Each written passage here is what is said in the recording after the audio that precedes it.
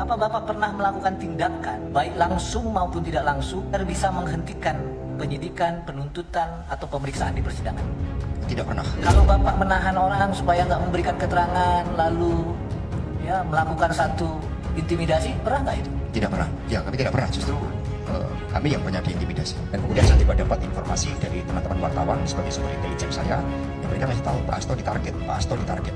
Tapi karena tugas sebagai sekjen telah menyampaikan sikap politik, meskipun ada tekanan, saya tidak pernah mundur di dalam menyampaikan sikap yang kritis untuk menjaga demokrasi dan supremasi hukum tersebut. Karena Bapak kritis itu ada yang menyuruh diam supaya ya udah nggak usah lagi kritis-kritis, ada nggak? Ya ada. Bismillah, assalamualaikum guys, berjumpa lagi di channel Jurnal Terupdate.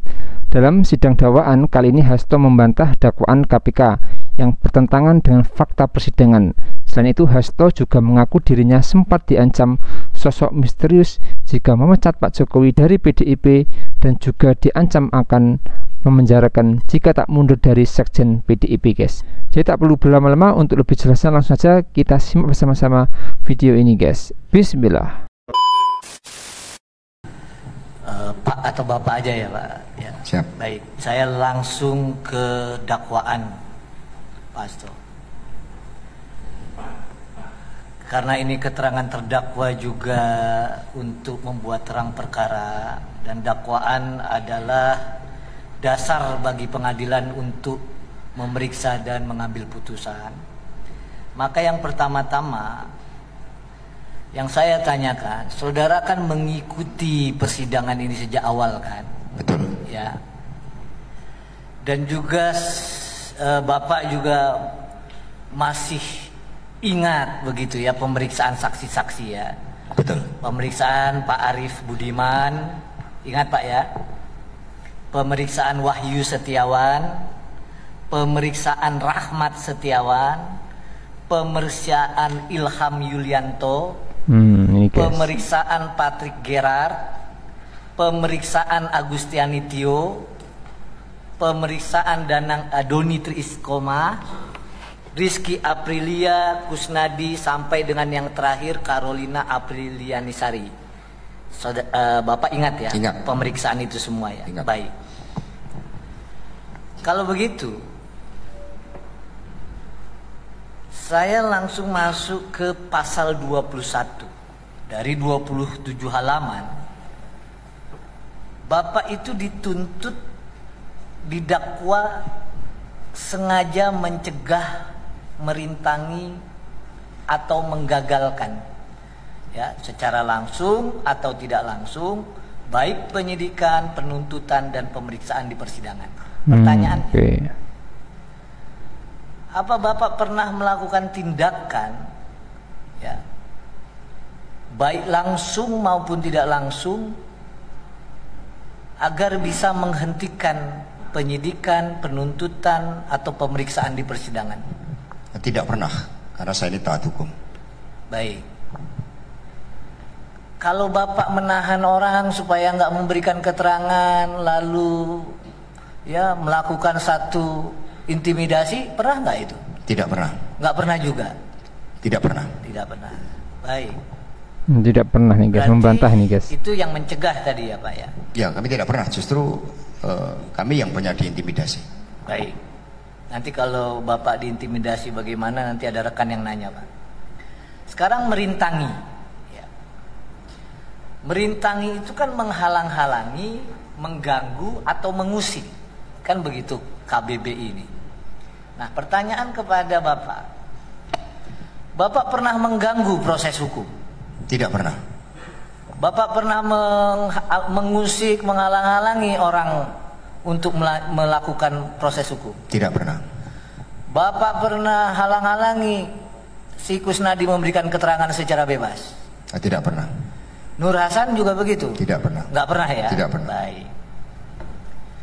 Kalau begitu, pernah nggak Bapak mencampuri? Kalau nggak pernah menghalangi, mencampuri apa yang mau diterangkan oleh para saksi tadi 15? Tidak pernah. Nggak pernah. Contohnya ketika ritual itu saya baru tahu di sidang ini. Baik. Untuk menenggelamkan pakaian itu. Baik. Nah, itu merintangi Pak. Nah sekarang menggagalkan, membuat gagal artinya. Ya. Membuat gagal itu membuat sesuatu tidak berhasil kan gitu. Ya. Pernah Bapak juga melakukan perbuatan agar penyidikan tidak jadi, agar proses hukum tidak bisa dilaksanakan. Pernah nggak Pak? Tidak pernah. Bahkan penyidikan dan kemudian pelimpahan ke P21, saya ini paling cepat di Rutan Merah Putih. Baik. Tercepat ini guys. dari yang lain. Berarti bukan dihalangi, digagal, malah ternyata faktanya proses hukum Bapak cepat begitu Paling ya? cepat.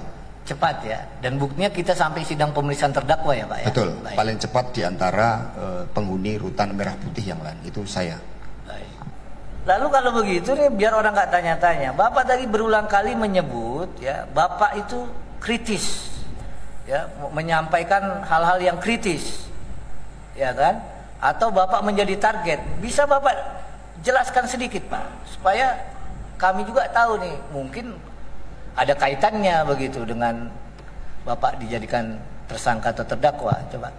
Baik, terima kasih mohon izin yang mulia. Jadi pada saat pemilu 2024 sejak Agustus 2023 saya mulai mendengar adanya ancaman ke saya dengan menggunakan kasus Harun Masiku yang ketika saya bertanya pada tim hukum semuanya sudah inkrah.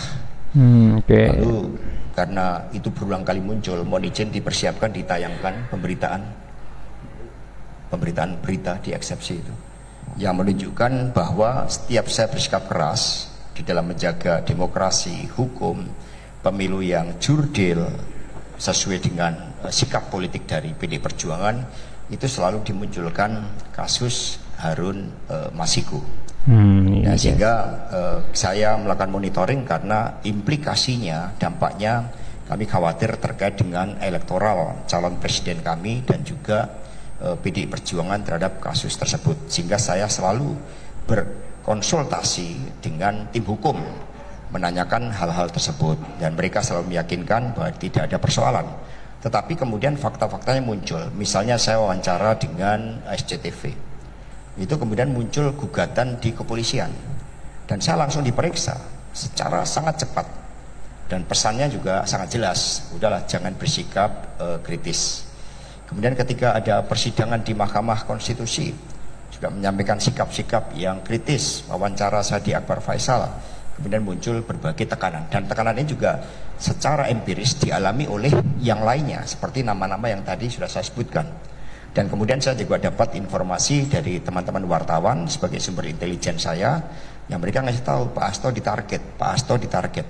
Tapi karena tugas sebagai sekjen adalah menyampaikan sikap politik, meskipun ada tekanan, saya tidak pernah mundur di dalam menyampaikan sikap yang kritis untuk menjaga demokrasi dan supremasi hukum tersebut. Pak Hasto, tadi Bapak bilang ya, Pak Hasto ditarget, Pak Hasto ditarget, Pak Hasto ditarget ya. Kami nggak tanya orangnya. Ya, yang ditanyakan ada nggak pernah karena Bapak kritis itu ada yang menyuruh diam supaya ya udah nggak usah lagi kritis-kritis, ada nggak? Ya ada. Ada juga ya? Ada menyampaikan kepada saya banyak, udah sekarang diam saja semuanya. Bahkan termasuk di dalam pilkada sudah diatur, udah nggak usah banyak menyampaikan suatu sikap-sikapnya. Dan itu saya buka di dalam wawancara saya di podcast. Baik, terakhir Pak dari saya sebagai pembuka. Selama Pak Hasto Kristianto menjadi Sekretaris Jenderal, PDI Perjuangan menang atau kalah Pak pemilu? Menang berturut-turut 3 kali menang pemilu legislatif sehingga kami hat-trick, 2 kali pilpres menang, 1 kali kemarin kalah. Baik, faktanya dengan ada Bapak dijadikan tersangka, sidang di sini tentu ada pengaruh dong sedikit banyak kepada partai. Saat itu ketika pemilu saya belum sebagai tersangka. Tetapi saya sudah dipanggil beberapa kali oleh kepolisian, 1 kali oleh KPK. Karena saya foto dengan seseorang yang kemudian tersangka, maka kemudian saya dipanggil diperiksa. Baik. Dari saya cukup Bapak Ketua, mudah-mudahan Pak Hasto sehat terus ya Pak ya. Terima kasih. Oke guys, jadi dalam sidang dakwaan Hasto Kristianto kali ini membantah dakwaan KPK yang bertentangan dengan fakta persidangan dan juga sempat mengaku mendapatkan banyak ancaman akibat dirinya yang terlalu kritis terhadap pemerintahan saat ditanya oleh pengacara Bung Patra, guys.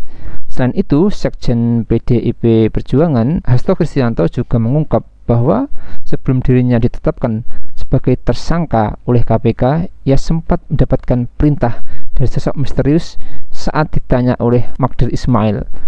Orang tersebut meminta Pak Hasto untuk mundur dari jabatannya sebagai Sekjen PDIP dan tidak memecat Presiden ke-7 RI Joko Widodo dari keanggotaan partai.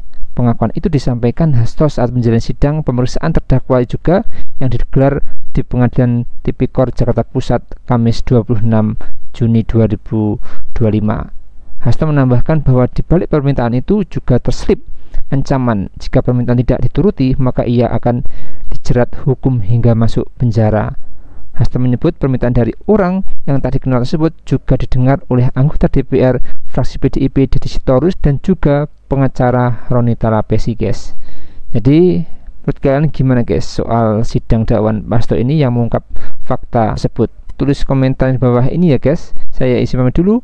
Wassalamualaikum warahmatullahi wabarakatuh.